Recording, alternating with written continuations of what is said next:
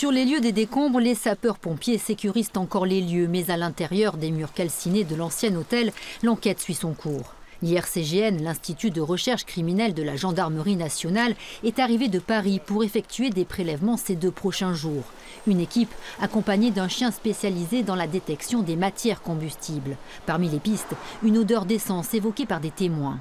L'enquête a été diligentée dès hier par le parquet d'Albertville.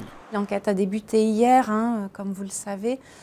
Elle a été confiée à la section de recherche de Chambéry en cosaisine avec le groupement de gendarmerie de Chambéry également, mais auquel appartient la brigade de recherche d'Albertville. Ce qui va faire que ça va mobiliser des gendarmes à la fois de la section de recherche et de la brigade de recherche d'Albertville.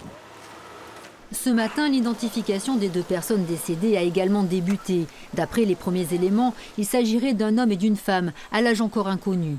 L'une des 2 victimes pourrait être d'origine comorienne, mais cela reste à confirmer. La soixantaine de résidents qui étaient logés par leur employeur, le très influent groupe Tournier, travaillaient essentiellement dans des restaurants, des bars et des boîtes de nuit.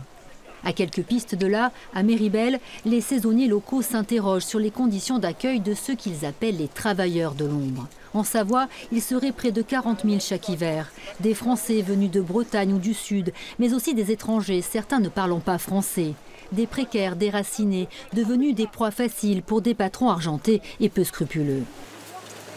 Ça se traduit par des conditions de travail qui sont souvent dégradées, des heures qui sont rarement payées, des heures sup, les heures supplémentaires qui sont souvent pas payées ou peu payées, et aussi des conditions d'hébergement dégradées. Voilà, ça peut être dans des camions ou alors ils sont stockés dans des logements. Nous, on a vu des salariés qui étaient dans des logements où il y avait peu de place, il n'y avait pas de fenêtres, pas d'accès aux toilettes, etc.